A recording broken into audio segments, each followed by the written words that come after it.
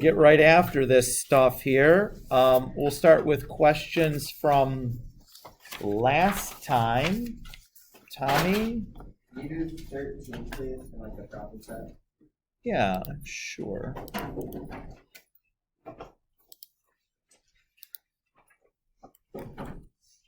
They're actually 14. Okay. So this is one where I'm going to be using the unit circle to do these. So I'm going to drop that in with it, just so it's on the same page and it's easy to refer to. Maybe I'll give some more space. That maybe is okay. All right. So 14. So I'm going to start by doing arc sine of 1/2. So I'm going to start on the inside part and kind of work my way out. So I remember that the range for arc sine is -π/2 to +π/2. So we're looking at quadrants 1 and 2. Inside of those two quadrants, sine is positive only in the first quadrant. So I'm going to go look at where sine is 1/2 or y is 1/2 in the first quadrant. So that's happening at π/6.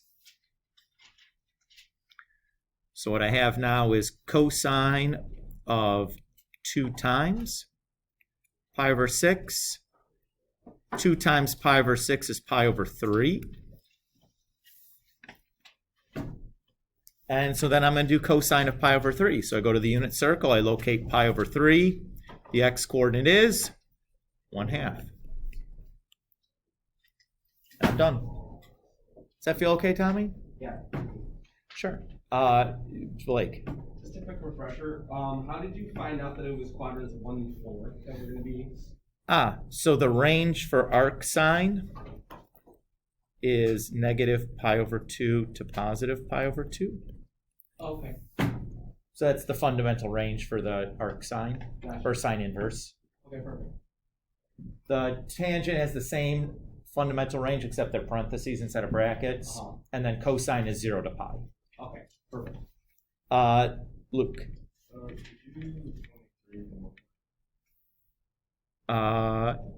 Yeah, sure.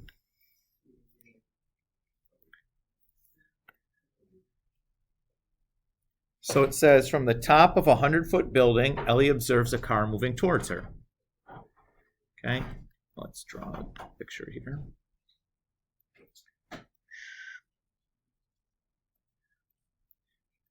So there's my Ellie, and that building is 100 foot.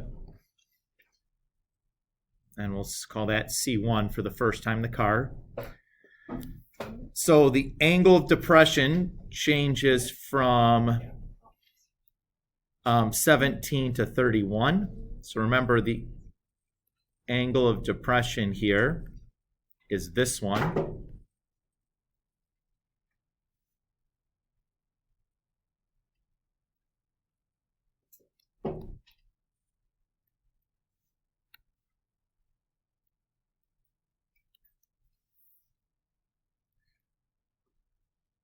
Okay with that? Okay. Using alternate interior angles, I know that that's 17 and that one is 31, right? Okay. It says how far is the car traveled, so what I'm looking for is that piece right there. So I'm going to go ahead and build a system of two equations based on the two right triangles. So my first triangle, I'm going to need this side too. I'm going to call that side y. That's that one. Cool with that? Okay. I guess I could label that as C1. Should be clear, but whatever. And this will be C2, so that's going to be 3100 and y. Cool with the setup? Relative to the given angle, I have opposite and adjacent, so I'm going to be using tangent for each of these. So tangent equals opposite over adjacent, and then tangent equals opposite over adjacent. Let's multiply both sides by the denominator, so x plus y, and then on the other equation, just y.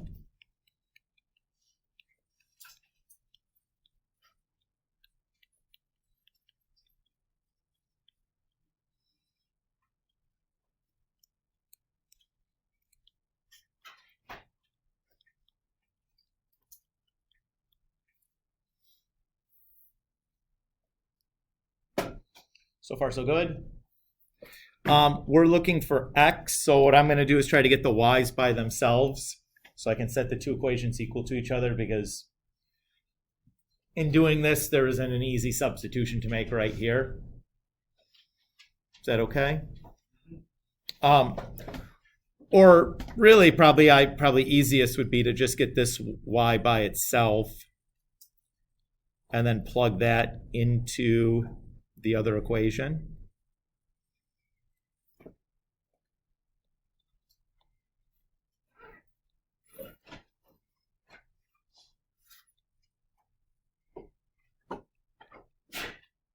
God bless you. You're welcome. Right? Like I can just do that. That's probably the easiest way to solve this, is a direct substitution like that.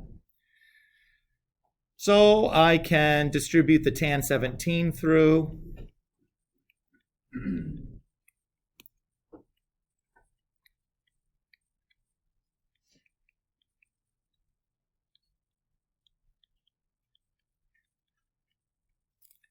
I'll subtract the 100 tan 17 over tan 31 from both sides.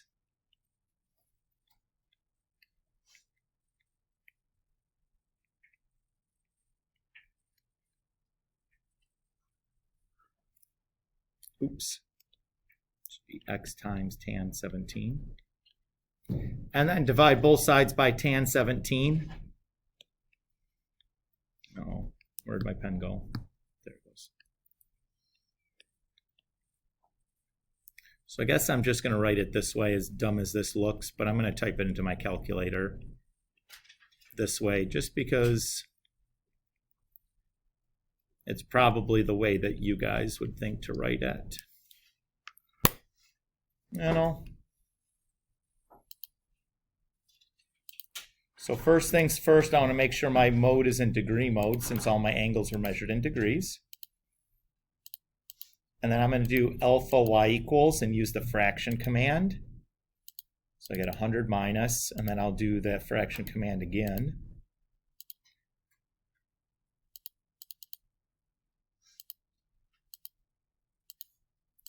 Just so I can type it in just exactly like it looks on my sheet of paper. Then I don't have to worry about, like, did I need a parenthesis here or any of that kind of stuff. I can just, you know, calculator knows what I meant. And I get 160.7 feet or whatever these units were. I think these were feet.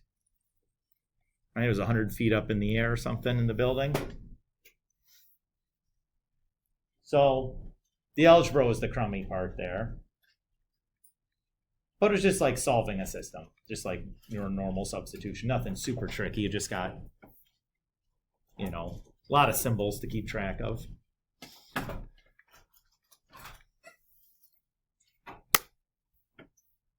that feel okay, Luke? Yeah.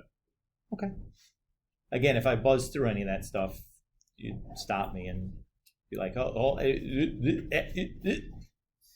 and we can certainly slow down and go back through. Tommy. Can you do 15, please? Same thing? Yep. Okay. Let's see.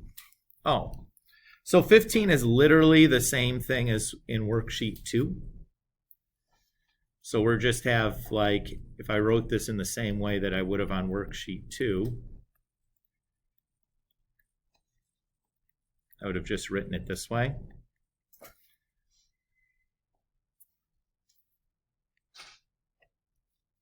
That's what it looked like on worksheet 2, right? So this is the same problem. And in fact, this is even easier because it's telling me specifically that it's in quadrant 3, because I have only one quadrant there possible. So I have, there's my theta. This is pi.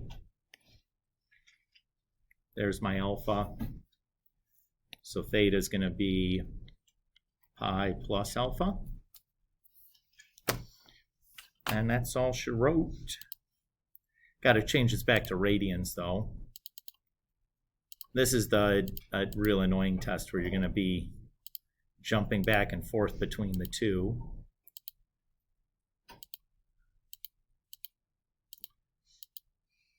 And that gets me 406. Does that feel okay? Yep. Yeah, you're welcome.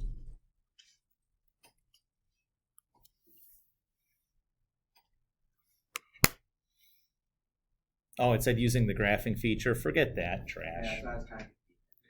Yeah, I mean, if you really wanted to do that, I see now. So if I did like tan of x and 1.3, and I'm going to set my window to go from pi to 3 pi over 2.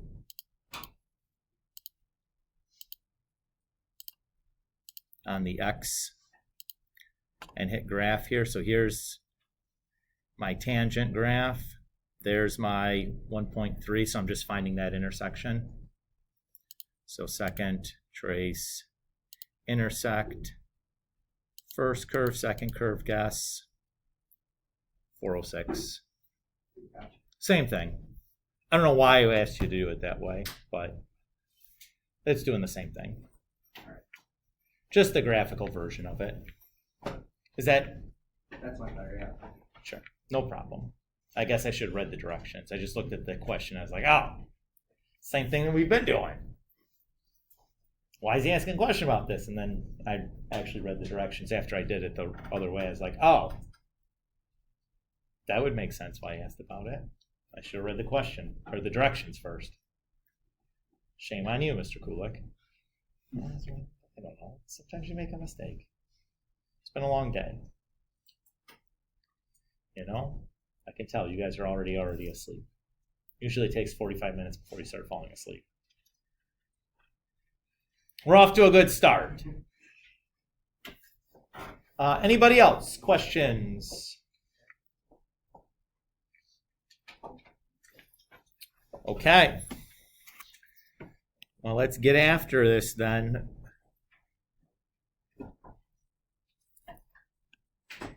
So we're going to do 4.3.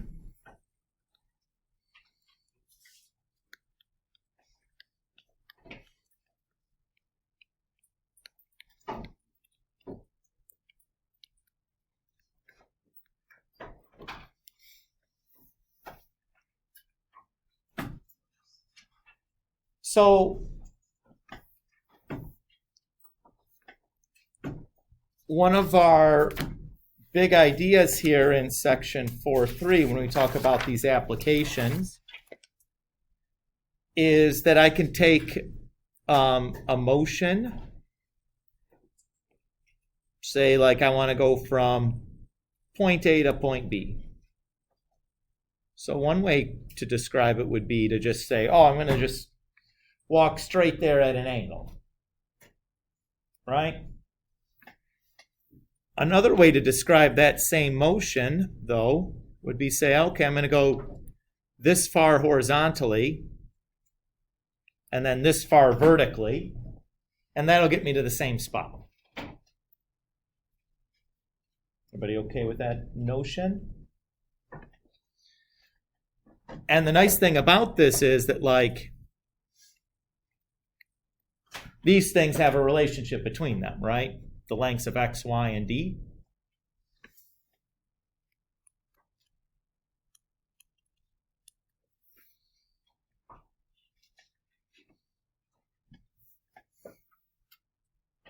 Everybody's okay with that notion? So that's going to be kind of the big idea that we're going to be dealing with here in section 4.3, is the idea that I can take a motion that's defined on an angle, break it into a horizontal and vertical component.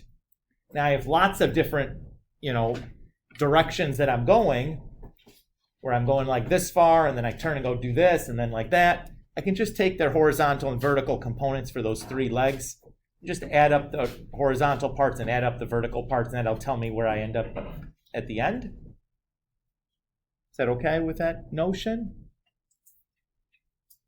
But that's the big idea. Is it just trigonometry is going to provide us a language to take something that's kind of complicated geometrically and break it into something that's a lot easier to handle, because we're essentially everything is like a right triangle. So like all of the applications we're going to talk about here are these kind of navigation problems. And the crummy thing about these navigation problems is that the way that like cartographers measure angles is not the standard position angles that we've been using to define sine, cosine, and tangent. So they're going to use something called a course or a bearing. So let's define what that means, and then we'll talk about how to translate in between the two.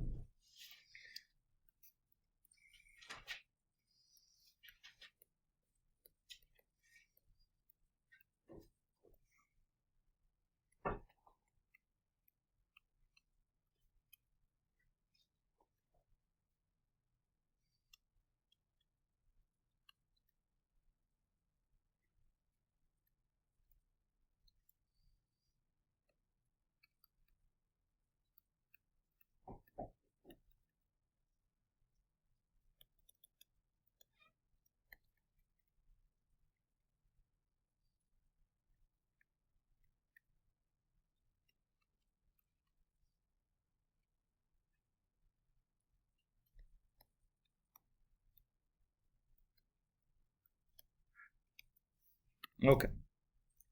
So a course or bearing of an object is given as an angle of the object's line of travel measured clockwise from due north. So our standard position angle, remember, is measured from the positive x-axis counterclockwise. So these two are defined quite differently. One of the first things that we're going to do when given one of these navigation problems is convert from bearings to standard position angles. Because if I'm going to try to use sine, cosine, tangent, etc., the way we've defined these functions in this course is always with a standard position angle. So if I want to do anything with these bearings, I have to translate that bearing angle into a standard position angle. So let's look at a couple of examples here. So let's say we have the bearing alpha that's 58 degrees.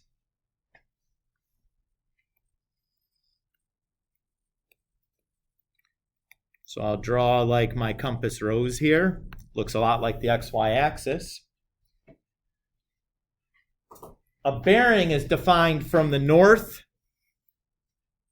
clockwise, so I'm going to do like 58 degrees here. So there's my bearing. Everybody's okay with that? And my standard position angle goes from the positive x-axis, which is east counterclockwise. That would be my standard position angle. I'm always going to call that angle theta. So what does the measure for angle theta have to be in this case? 90 minus 58, which is 32. Why 90? Yeah, each of the quadrants are 90 degrees. So it's just going to be the complement, right? Cool with that one? Okay. Let's do another. So let's say this bearing is 164. That's, by the way, is the Greek letter beta. That's the B with the tail on it like that. So again, we'll start the same way. From the north, we're going to go clockwise 164 degrees. So go 90 and then like 74 more.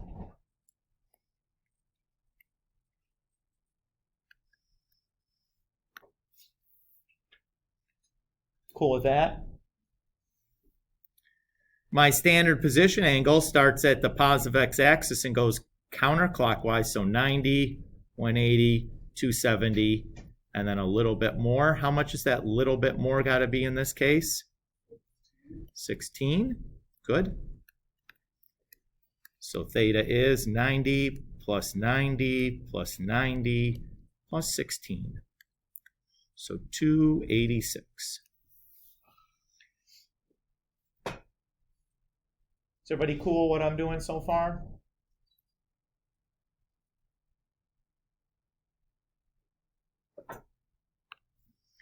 If you're not, speak up. But if you are cool, just shut up, you know? Oh, that was a good one. At least you're awake, right? You can't laugh if you're sleeping. I mean, maybe you can. I don't know. I haven't tried. Next one. This little AIDS ribbon is the gamma symbol. So 221. So 90, 180, and then 41 more.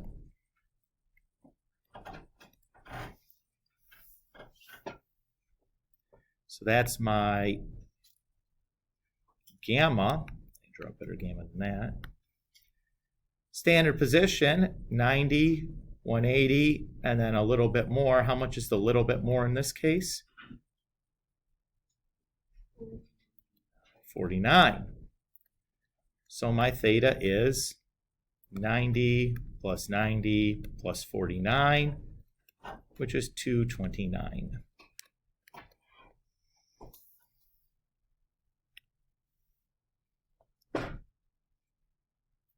This feel pretty easy? Okay, so it's a rather easy skill. I want to warn you though, if you can't do this, everything you're going to get is wrong. So like you got to be able to do this skill. Let's do one more. I'm just warning you.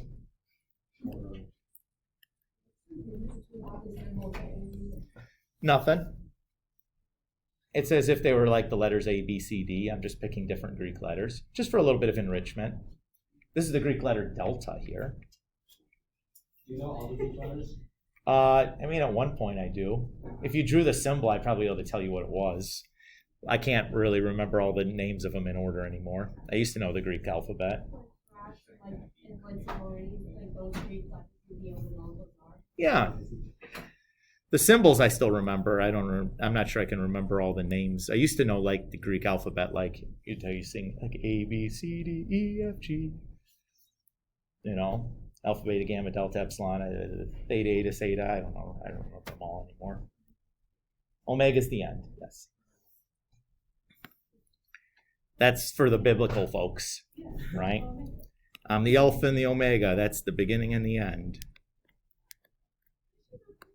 I don't know. You went to Catholic school for how long and you didn't know that? My entire life, I never been taught. We should be taught Catholic letters. I think you should learn just ancient Greek right from the get-go. I think that would be kind of cool. You would, Blake. Yeah, and This is the person that's memorizing capitals and country names. 90, 90, 90, and then 29 more puts us over here. So that's my delta.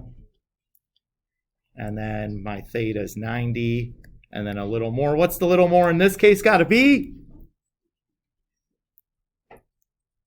61? You guys got too distracted about thinking about the joys of learning ancient Greek. But that's the gist of it. Does this feel okay? Again, nothing too terribly complicated. It's basically like a little simple geometry problem. So let's look at an actual example now.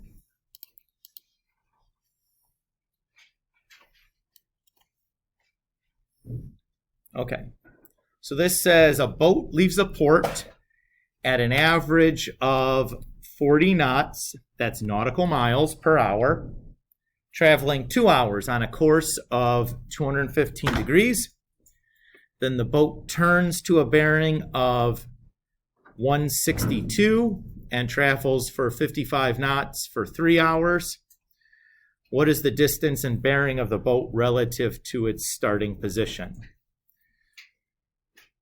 So just to give you an idea of kind of what's going on, let's say this is our port. So we do like one leg of our journey. And then from there, we do another leg of our journey. And we're interested in how far is that distance and then the bearing to get there.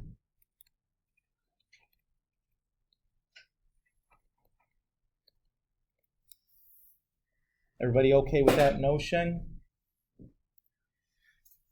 So here's the trick. What we're going to do is we're going to turn that first trip into like a vertical and horizontal component. And then we're going to turn that second trip into a vertical and horizontal component. And then we're going to, if we add the vertical part or the horizontal parts together and add the vertical parts together,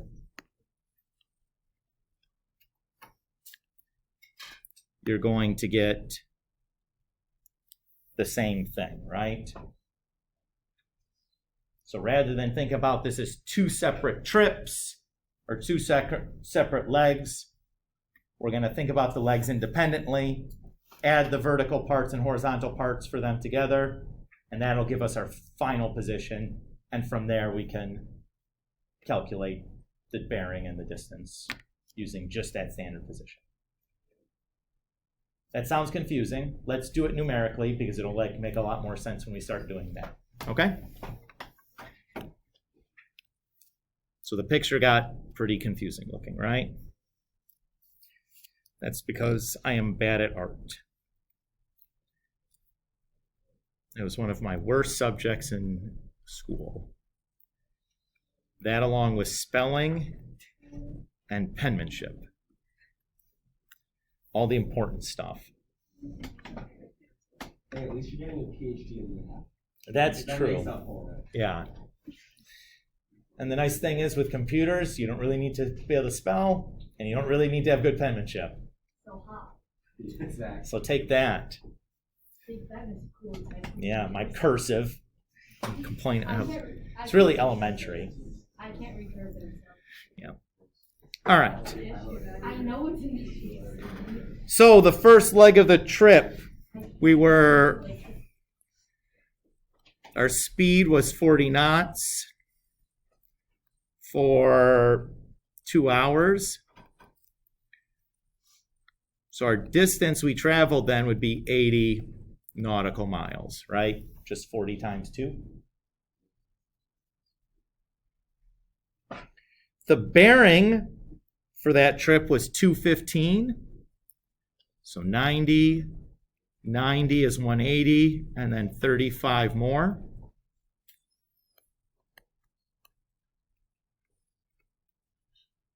Oops. So our standard position angle then is 90, 90, and then this little bit more. How much is that little bit more? 55? Shame on you guys with your mental math.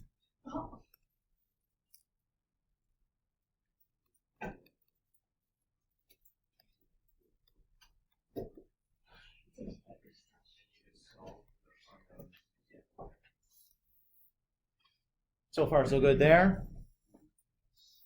Okay. The next thing we'll do is we're going to now turn this into a vertical component and a horizontal component. I'm going to call that horizontal component X and the vertical component Y for obvious reasons, I hope. Tommy. I think you were supposed to add 55, not 35. Oh, thank you.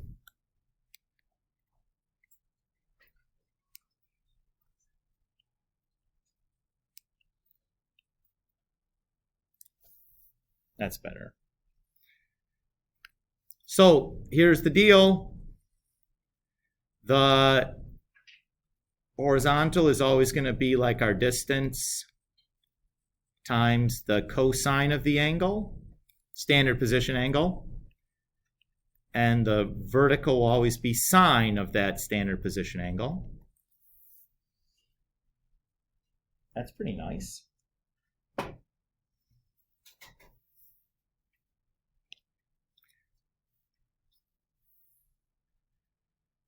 Now we're going to do the same thing for the second leg of our trip.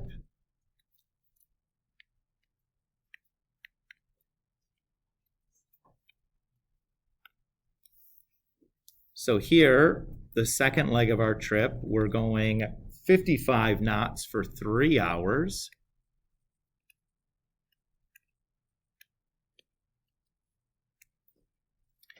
So our distance there would be 165. 3 times 55.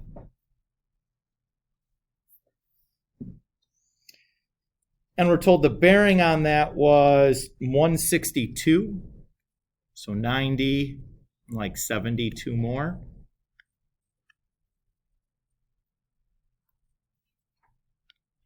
So our standard position angle is 90, 90, 90, and then this one, ooh boy, is 18.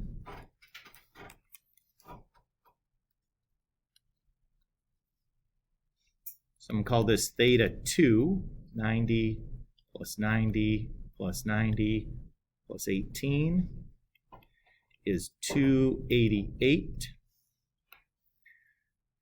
So my horizontal component is 162 cosine 288.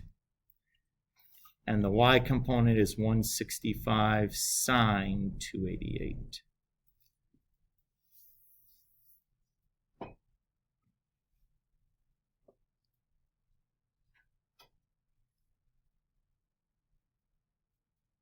Is this okay? So our final position then is going to be x1 plus x2, y1 plus y2. And that's calculator time, folks.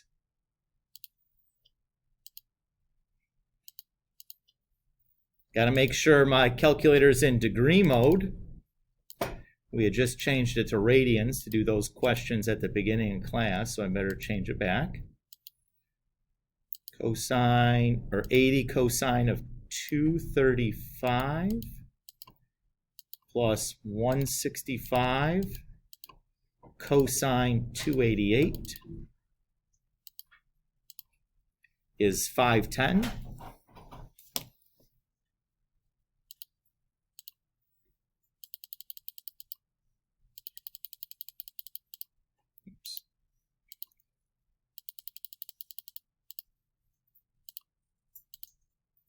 And then negative 222.46.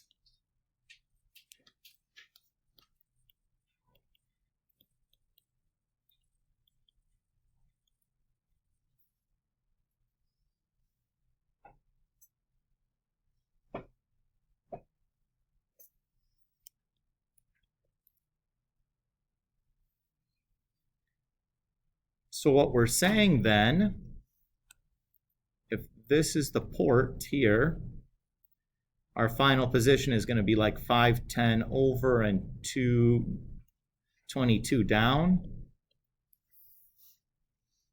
Everybody's okay with that idea?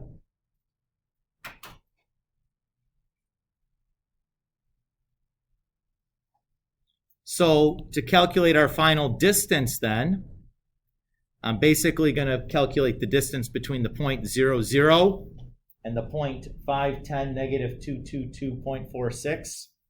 What tool from geometry would I use to calculate that?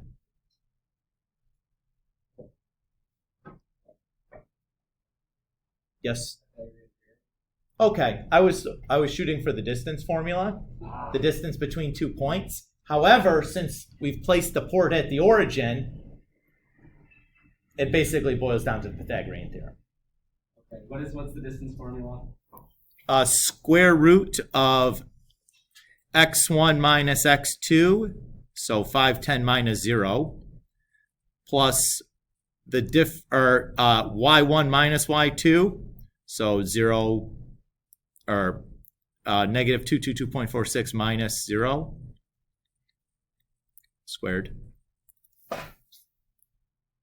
So in our case, in every case, because I don't know why you would not put your starting point at the origin, right? Why would you start your journey at the point like 7, 3? I don't know. Like maybe you just like to make your life hard. But as long as you're putting your starting position at the origin, it is basically just the Pythagorean theorem. So let's see, square root of 510 squared plus, and I'm going to make sure I put a parenthesis around this one because it's negative. And I get 222.51 nautical miles.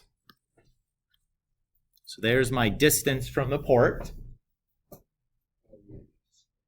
Everybody's okay with that? And then the other piece it's asking me for is the bearing.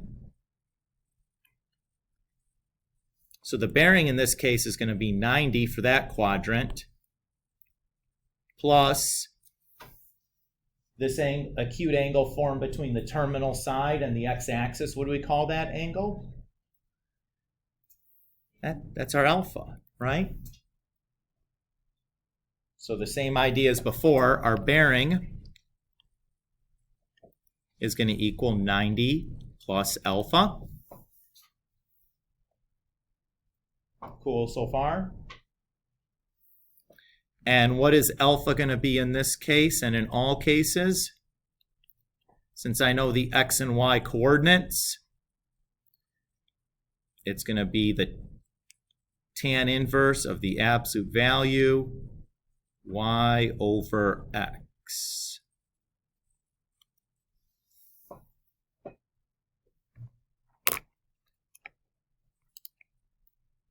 So 90 plus tan inverse, and I'm going to use the absolute value command because I'm just going to steal the whole decimal from this thing. Y divided by x. So I get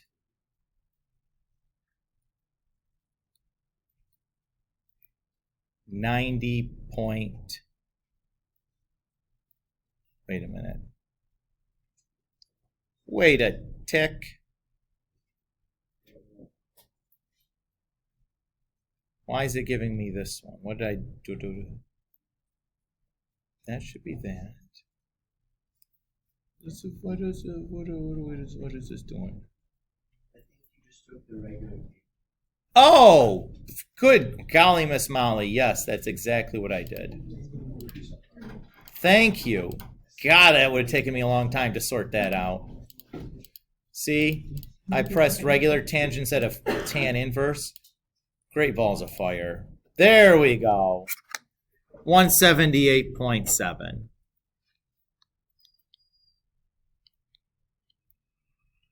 Oops. That's not where that goes. It goes up there.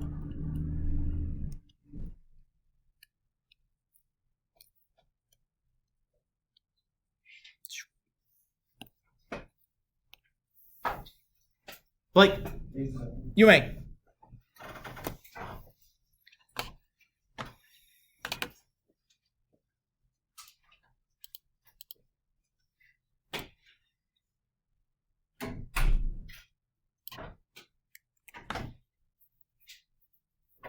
Okay, so we drew a lot of pictures on that, and we really kind of took our time. They don't all have to be that lengthy. Let's do another one, but kind of make this a little bit more brief in terms of what we're doing. Sound good? I want to be really thorough that first time through and really kind of draw some pictures and kind of justify what it is that we're doing. So it doesn't just feel like a list of formulas or whatever. Hopefully it kind of makes sense is the idea. I think it's easier for me to remember stuff if it kind of makes sense what it is that we're trying to do. All right, so the next example, it says a plane can travel 525 miles per hour under its own power. If a pilot flies at the plane's maximum speed on a 125-degree bearing and there's a 35 mile per hour wind traveling at 200-degree bearing, what is the plane's actual speed and bearing? Well, I'm just going to think about this as two components. There's a plane component and a wind component.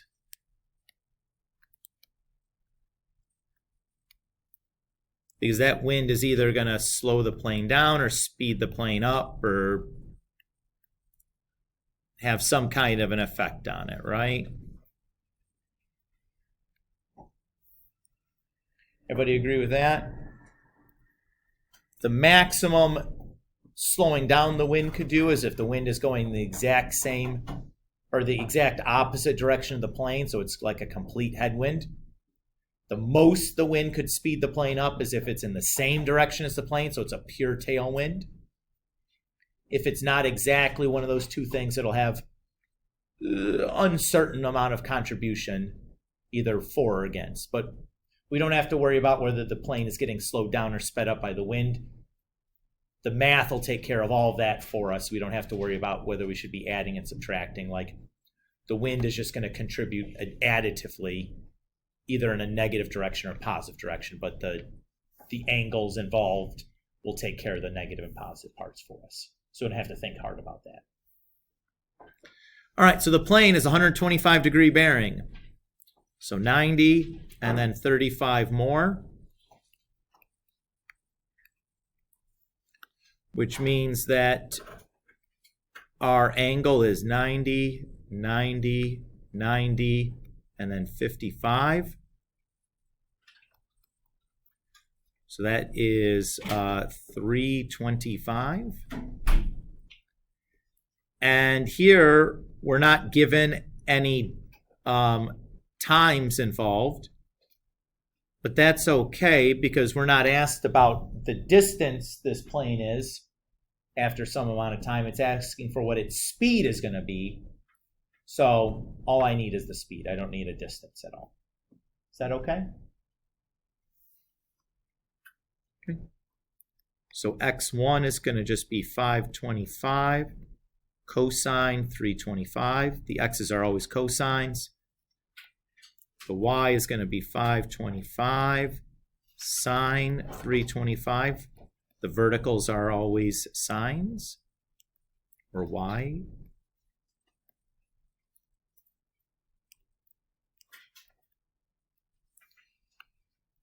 Okay, for the wind, we're going 200, so 90, 90, and then 20 more.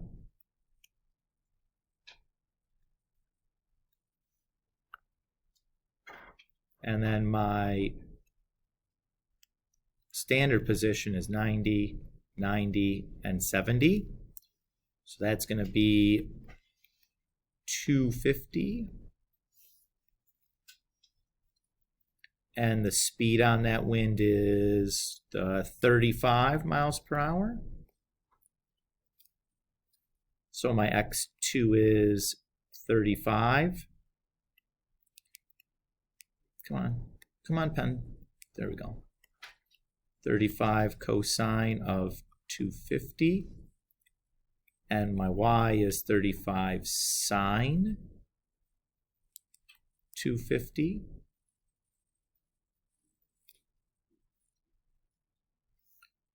So my final is just going to be x1 plus x2, y1 plus y2. So calculator time for me. So I have 525 cosine 325 plus 35 cosine 250. That's 418. And then same thing with sines.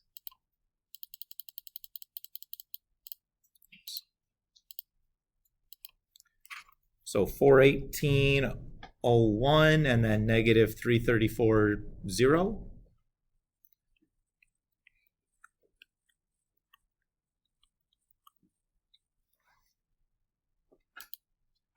Oops, that's positive and then negative.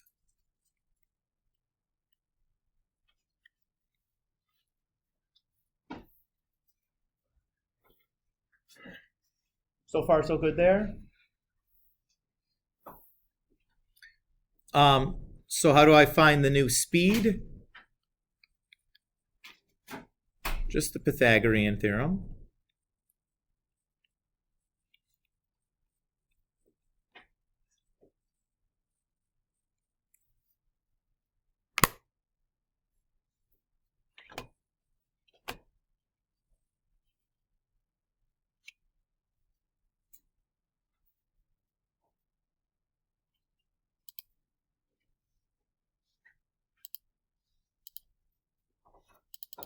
Ah.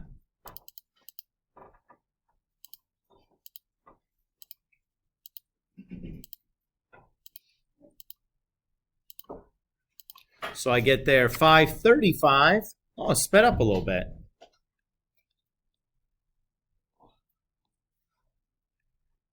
What was my decimal there? 1.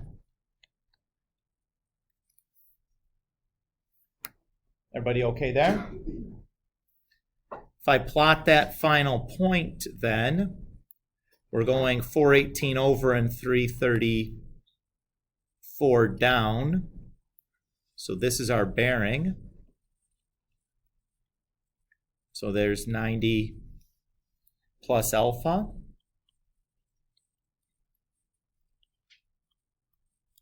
Everybody cool there? And my alpha is tan inverse of y over x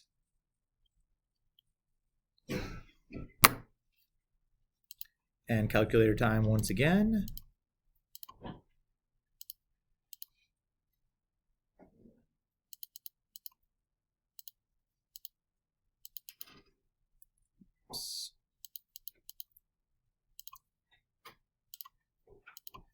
So that should be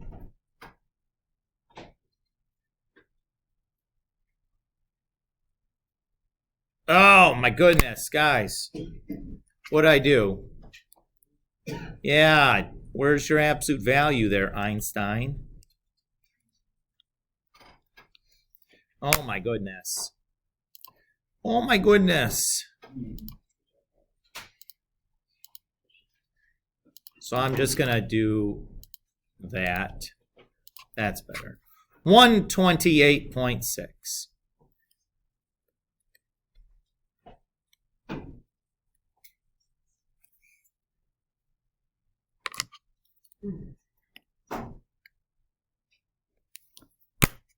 Notice that I knew I made a mistake right away on that because there was no way that bearing was 58 degrees since it should have been 90 plus something, right? So it's like, oh, booger, sugar.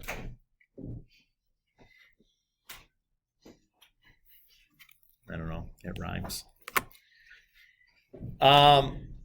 Let's do, well, we'll just kind of set up one more. We're not actually going to do it all the way to the finish because it's a no bones day, I was told. We'll just kind of talk about how the setup for this is different than the previous ones. Aria. So why do we use Pythagorean Well, it's because it's still the same idea. It's still like you've taken like this is our final, it's not a position anymore, it's like that's where the final speed is. So like the length of that thing is representing the speed, like the longer that thing gets, the bigger the speed is basically why. Is that? Yeah. That's why the Pythagorean theorem still gives us the speed. In general, whatever the speed or the distance or whatever, it's always going to be the Pythagorean theorem on whatever that final point is. So if you use the distance formula, you get Yeah, because the distance formula is just starting with 0, 0 to this point. Right? So it's still just the Pythagorean theorem. You know what I mean? I mean, if you didn't want to start at the origin, like originate the start of the problem at the origin, like it would be different then, but like you'd have to use the distance formula. But why would you do that? You know, like, yeah, like you have more self-respect than that, you know. All right, the last problem says a plane can travel at 480 miles per hour under its own power. The pilot sets a bearing of 320 degrees. As the plane travels, the pilot notes the plane is actually traveling at a bearing of 325 degrees at a speed of 472 miles per hour. What is the bearing and direction of the plane, of the wind?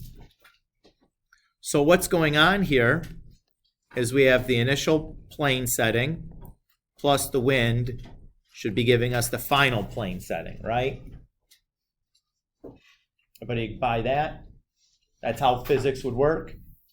So if I want the wind, I'm going to take that final plane minus the initial plane, where PF is the bearing 325 and the speed at 472, and the plane initial was the bearing 320 and the speed of 480.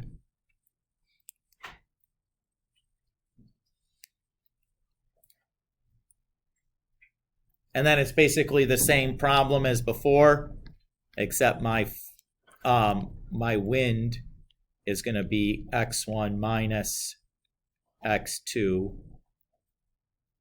y1 minus y2.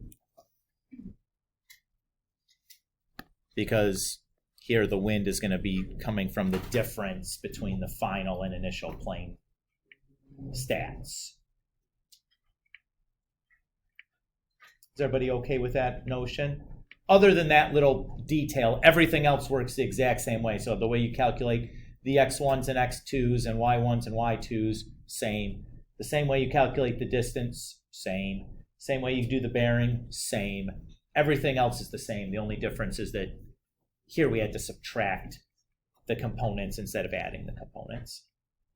Because you were given the final thing and asked to figure out one of the first parts. So we had to do a subtraction instead of adding two parts together. Let's stop here. No bones.